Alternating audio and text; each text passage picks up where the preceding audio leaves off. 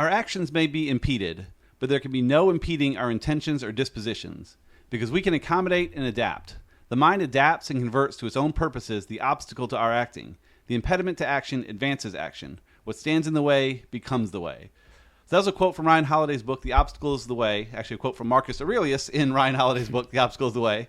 And joining me today to talk about it is Bobby Kircher. So, Bobby, welcome. Tell the folks Mickey. a bit about yourself. Hey. Hey, I'm Bobby Kircher. I'm the founder of Papaya Search, which is a search marketing agency. We help businesses grow through SEO, search advertising, and analytics. And it's a lot of fun. Very cool. And we'll talk a bit more at the end. We'll throw some links to what you do in the show notes so people can find you. But let's dig into the book a little bit. The Obstacle is the Way. So I thought I'd kind of start with just an overall look at it. So the book is really about obstacles and adversities and how they're not necessarily bad things. They can be viewed as opportunities for growth and learning. It's the idea that the obstacle in our path can become the way forward. And he kind of talks about three key disciplines in here: perception, action, and will. So perception being about how we interpret and see the challenges in our lives, seeing them objectively and without emotion as much as we can. The action, once we have the right perspective, the next step is to act. Discipline emphasizes direct, decisive, and persistent actions in the face of challenges.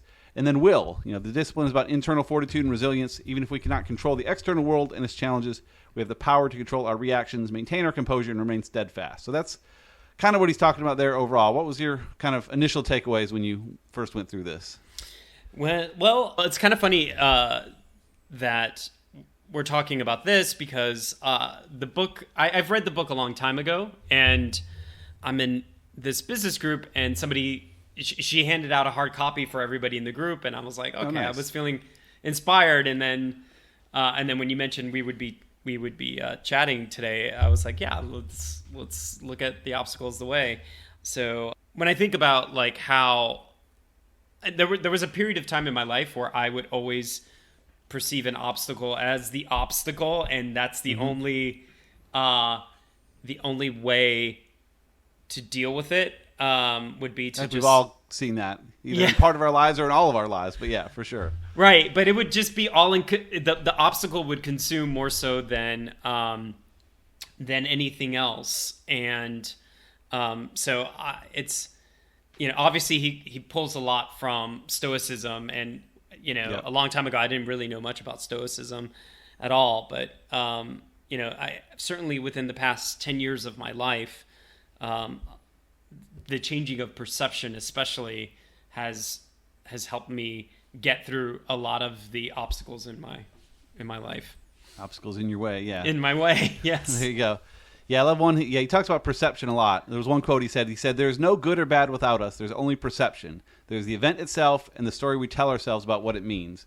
And that one took me a little while, but because I thought, is there always perception? So when I wrote about a blog post about this a long time ago, I kind of thought of like, what's a scenario where there shouldn't be like both sides of a story? So I said, if I'm in a coffee shop and a guy comes across the room, walks over and punches me in the face, is that good or bad?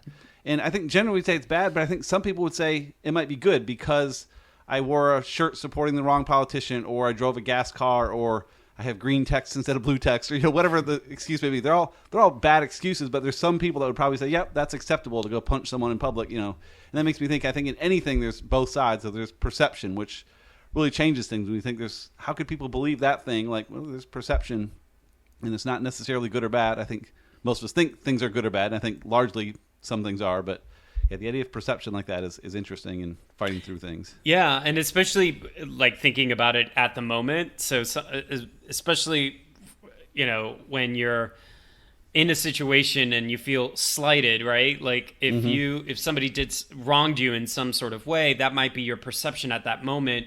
But then when you collect more information about what's happening, especially with the other person, if we're talking about a person, then your perception may not be correct. Your initial perception may not be the same as the reason why. I mean, if somebody comes up to you and punches you in the face, they may be having a bad day, right? That too. I would hope so. Right. There's some good reason, yeah. Right. That is a reason, right? Like, and it or they just may be mentally not well, right? So, it's a valid reason that they would do that, even though you may not. It may not be valid, right? Valid to them, but not valid to you, right? So, yeah. You mentioned he talks a lot about Stoicism. He certainly does. There's a quote from Epictetus about this. He said, In life, our first job is this: to divide and distinguish things into two categories. Externals I cannot control, but the choices I make with regard to them I do control. Where will I find good and bad? In me, in my choices. So yeah, good and bad is the choices we make. And yeah, the Stoicism part of this, I think Ryan Holiday was the first one that kind of got me interested in Stoicism. I've read a bit more about it with other authors over the years, but he was the first one. And he's written so many great books along the lines of Stoicism, just thinking through your actions. And it's not about what the world does to you, it's how you respond to the world and all that stuff. It's been fascinating going down that path and learning that. Yeah. I that's where a lot of the changing in my thinking is been about the, like I mentioned before, about the perception and trying not to react, or at least give into my first reaction, because a lot of times my first reaction is may not like what's happening at the moment, but then not having to swim in that reaction is kind of where the rest comes into play, where you then decide to take an action and then have the willingness to see it through. Yeah. Well, and I think a lot of us have that first reaction just because we're animals at our core, and I've not gotten into the research there a lot, but we still have that animal brain that sees danger and just freaks out a little bit, and that's not usually the case for us anymore. He had it's a longer quote, but it kind of ties right into that. He says, "Yes, it's unlikely that anyone is going to make an armed run at our throne anytime soon, but people will make pointed remarks. They will cut us off in traffic. Our rivals will steal our business. We will be hurt. Forces will try to hold us back. Bad stuff will happen. We can turn this even to our advantage. Always. It is an opportunity. Always. And if our only option, as was the case with Marcus, because of someone else's greed or lust for power, is simply to be a good person and practice forgiveness, well, that's still a pretty good option. This, I'm sure you've noticed, is the pattern in every one of the stories in the book." And then he kind of goes later and says, if you're acting inappropriately, he says, if something happens to you, he says, "Does what happened keep you from acting with justice, generosity, self-control, sanity, prudence, honesty, humility, and straightforwardness?" So did something happen that forced you to not, act that way? And generally speaking, no, it didn't force you to. You've chosen to not act with justice and generosity. And but it's tough though too. I mean, it's much easier to sit on a podcast and talk about this stuff than to be in a situation that's really hurting you and to sit back and act with sanity and prudence. Yeah, I've got a story that relates to this. So we had this client that used to be the elephant client for us, the big mammoth client. And I worked with her for several years. Business was not going well for her. A lot of it had to do with the competitive landscape, some business choices that she made. And basically she was cutting back on all the services for the business, including the SEO services that we provided her. And slowly, but I saw the writing on the wall, and she basically fired us, and I wasn't quite prepared for that, and I remember that feeling, definitely feeling slighted by it, because she just wasn't 100% forthcoming, even though I saw the writing on the wall. And my initial reaction was anger, but then eventually, I had to move to a place of gratitude about the fact that we worked together for so long and that it was successful when it was. And, I had to put her in a place where it was I had to be thankful for the fact that we did have the opportunity to work together. Good way to put it. Yeah. Yeah. And so it kind of shifted my thinking. So I didn't have to feel angry about it all the time. I mean, it took some time to get there, but right. It did. I did have to basically put her on a gratitude list, which is something I do regularly, is to help me kind of get through these nice. Tough times, is to go through to create a gratitude list, and there's always something to be thankful for. And so she was on my gratitude list for several days. Nice. In order for me to get in a better place about the situation.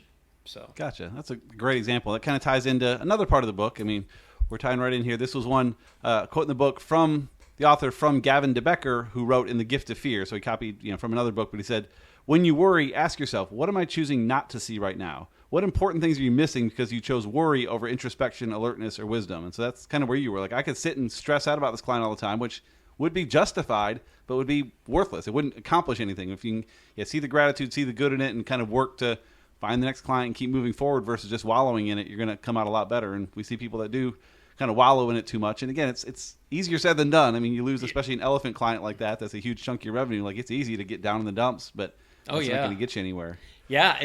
It took some time to get out of that, but it caused me to take some action and do some things that were not comfortable for me.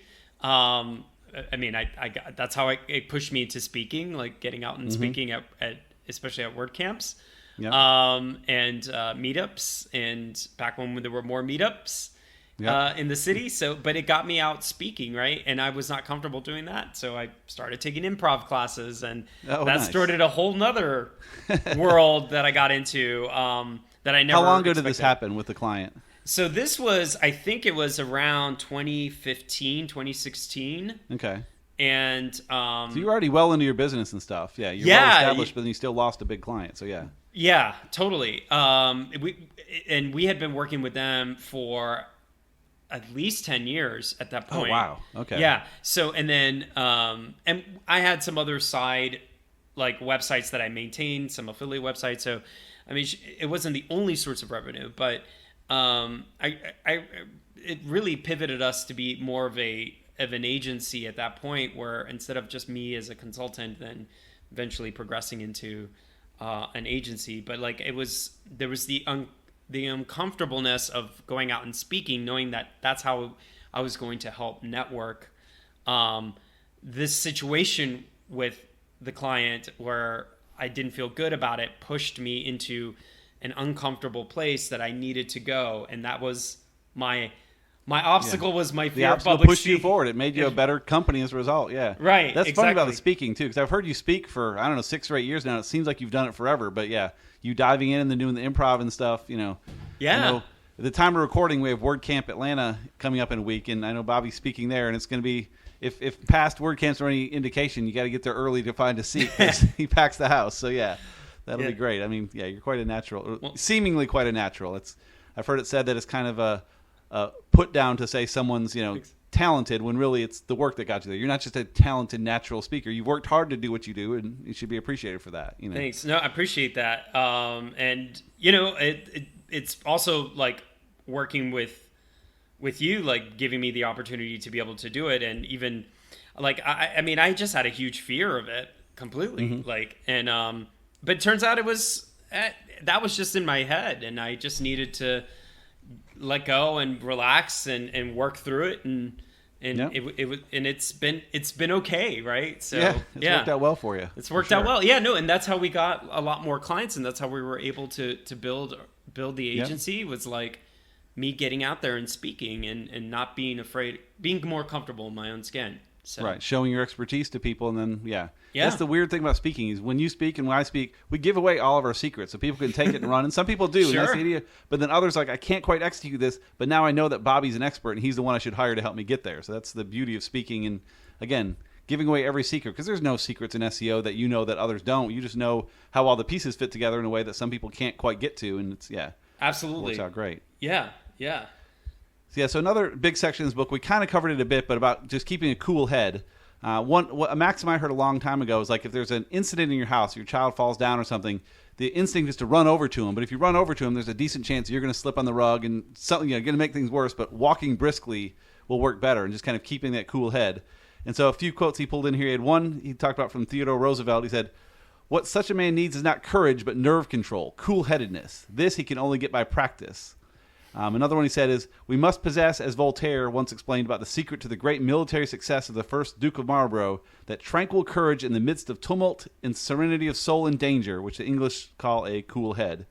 And then, as I was digging around preparing for today, another one of his books, The Daily Stoic. And have you read that one? Yeah, I have. Yeah, okay. I have a copy. That one's fantastic. And so this one he talked about, he said, "There's a maxim that the Navy SEALs pass from officer to officer, person to person. In the midst of chaos, even in the fog of war, their battle-tested advice is this: calm is contagious, especially when that calm is coming from the man or woman in charge. If the men begin to lose their wits, if the group is unsure of what to do next, it's the leader's job to do one thing: instill calm, not by force, but by example." So if you're a leader and just can stay calm, which again, especially if you're like a Navy SEAL, I mean, there are situations where I'm sure staying calm is very, very difficult. But especially Yeah. Go ahead. Especially coming from like I come from a very a family that is very emotional. So calmness is not in our DNA. Yeah. And it's not easy to fix. I mean, the Roosevelt quote, he ended, he said, "This he can only get by practice." It's not something you say, "I'm going to be calm next time." Like, you have to do it and practice and learn it. And again, I think that's why when they talk about officers and then Navy SEALs doing it, it's because they've started in a low rank. It's probably taken them years to get there. And hopefully they've seen other leaders do it to mimic and practice and practice and practice and get there. And that's the thing I love about Stoicism. It's all about that. Like, things happen to you, that's fine. It's how you react that matters. And staying calm can be fantastic, but easier said than done. It's easier said than done. Yeah, I mean, it took a lot of practice for me to get there, to get into a place of calm, and even I'm not always successful at it. There's a famous, well, I should say infamous, not famous. Nobody really knows it. Nobody knows this story. But I was infamous in a client's office for getting upset and kicking a chair down, and it changed the trajectory of the business at that point by just kicking the chair. Because of anger at the client? Because of anger about something somebody did that day. Gotcha. Basically broke something with the website on a Friday, which also was something that I've done myself in the past. So. We've all done that at some point, yes. Oh, yeah. Right, yeah. But yes, I kicked a chair. It was not calm. I was not calm. I eventually calmed down, but yeah. I don't react that way too often anymore, but... Yeah, I feel like I have a good reputation now for not acting that way. We had an employee we had to let go a couple weeks ago, and in the lead up to it, we had some heated discussions on Slack, and I said something like, "I'm disappointed with you. You should have been to that meeting. This is not how we're supposed to behave here." Just on Slack, and people are like, "Oh my gosh, Mickey's! I've never seen him so angry," which is good because if that's the extent of my anger, I'm not someone that yells and screams, but they've seen me enough to know that that's all it takes. If you can stay cool, it only takes a little bit for people to realize you mean business. And I think some people have to kick and scream and knock down chairs because they've done it before, and that's the only way people will believe that they're actually upset. Which, again, takes a long time to change that perception. But I'm sure you're well past that with your chair kicking incident too, your infamous story. So we'll see next week. There you go. The last area I wanted to kind of hit too was with constraints. Constraints are something Seth Godin talks about a lot. How constraints can be useful, and it took me a long time to get my head around that. And I think I have some good thoughts here. The quote from the book I like. He says, "Every obstacle in the path becomes the path. Never forget, with every obstacle is an opportunity to improve our condition." And what the example I like from that is the show The 100. Did you ever watch that show? No, I didn't. No, I haven't watched it. Yeah. It was a show that started great and faded, and I think constraints were the problem because early on they kind of abided by human constraints. Like they were in outer space in a ship. It was kind of a made-up story, but oxygen was an issue, and they had to come down to Earth to see if it was safe, and it was all human things, and they had to constrain it. Yeah, they work on it. Is it going to be safe? Are we going to get attacked? Like, it was all things. Eventually, though, I guess they ran out of storylines and started having mind control and just weird things that weren't realistic. And so they kind of broke out of we're going to make a realistic, futuristic story into just, we're going to make it whatever the heck we want, and it kind of fell apart from there. I think if they'd stayed in those constraints, which would have been tough, but if they'd fought to stay in the constraints, I think it would have made for a better story. And so I see that a lot where people just, they're not willing to stay in the constraints and kind of blow out of them, and it makes it tough. I have trouble sometimes with the constraints and mm-hmm. Setting the and putting boundaries, as we've been growing as a company, I noticed that we need to have constraints in order to deliver a good product and a good service. Mm-hmm. Otherwise, I'm like the kid who was asked to program VCRs, when I was like 10 years old, or to fix the computer, right? And I'm just helping everybody and everything, and then we don't end up losing what our purpose is, right? And what we're good at doing, instead of me just trying to hack my way through something, which is basically been most of my life, right? And you still do that, but I know you as the SEO guy though, because you stayed in that lane. That's not Bobby does some SEO, but he does all these other things too. But no, if you need SEO stuff, Bobby is the guy. And that's kind of where we've tried to be too with our work with web. Like, we do a pretty wide variety of things, but there's some things we don't do because we want to stay at least within that kind of digital marketing realm and not get too wide. And it's tough though, because if someone comes wanting a service we don't offer that we probably could pull off, like, that's revenue we're turning down, but long term it makes it better staying inside those constraints. And I'm sure you probably turn down quite a bit of work just because you have a narrower focus, but you can go so much deeper with it and do some pretty powerful work. Yeah. Says, hey, So yeah, that's not to say we didn't turn things away in the beginning when I was right. first, For sure. You know, but yeah, as we've grown, like, yeah, it's much better for everyone involved if we stay focused on what we do best. Yep. And it allows us to get better at it and work more efficiently, for sure. You know, in my personal life, one of the ways that I ran a marathon many years ago. Same. I did once, like 27 years ago. So yeah. Yeah. So like, it's right once, and but the training for it. I mean, do you remember how grueling training was for that like? I was in great shape back then. I'd just come off 4 years of cross country and stuff. So, but it was still. I mean, what do you do for 20 miles? Like, there was no podcast to listen to. Like, it was just, I was up in Michigan. We had like one of those, the railroad tracks that they turned into a path. And so it was just 10 miles out this path and 10 miles back for like my longer runs. Like, it was so boring, but yeah. Yeah. I remember. But like you had to do those long runs on Saturdays, right? Like you had to, otherwise you were going to injure yourself or you weren't going to finish. Yep. So having the constraint to say, well, I'm not doing much on a Friday night, or I'm not going to get too crazy because I have to wake up early and get my run done because it takes 2 hours to do this. And then having all of the things that you need, or like running around in the city in Atlanta, like knowing where all the water fountains were and being able to zigzag my course so that I knew where those were. So, you know, building like it unlocked like this new level of discipline that I didn't know I had. So like it allows me to, it really did allow me to do some constraints, but man, was I like prepared after that run? I was like, oh, I'm going to run another one. And then I completely injured myself and was out of running for like 2 years. Oh, wow. And so, now my new constraint is I'm just going to run shorter distances because I would rather be able to run than not run at all. So yeah. That's funny with the water fountains. I remember, so mine, of course, with a long stretch out there, I would drive with my car ahead of time and put some Gatorade like in the bushes at some of the intersections, you know, that no one would find. So that is the Mickey way there. There you go. Well prepared. So yeah, if you haven't read this book yet, Obstacle is the Way is fantastic. Anything from Ryan Holiday is fantastic. Yeah. Something I really love, he has a couple videos online too of showing his process, and his process is remarkable in the way he does it with just millions of note cards and sorting, and it's more than most of us can do, but I've enjoyed watching just to see how he puts these books together. He's been very open and transparent. Okay. Yeah, it's fascinating. But anything from Ryan Holiday is great, but The Obstacle is the Way is a good place to start if you've not been there yet. So, Bobby, thanks for joining us. How can people learn more about you? Yeah, so you can Google Bobby Kircher or go to papayasearch.com. I'm on the socials. We're on the World Wide Web. Nobody says that anymore. Wow. But the information superhighway. The information superhighway, you know, like, yeah.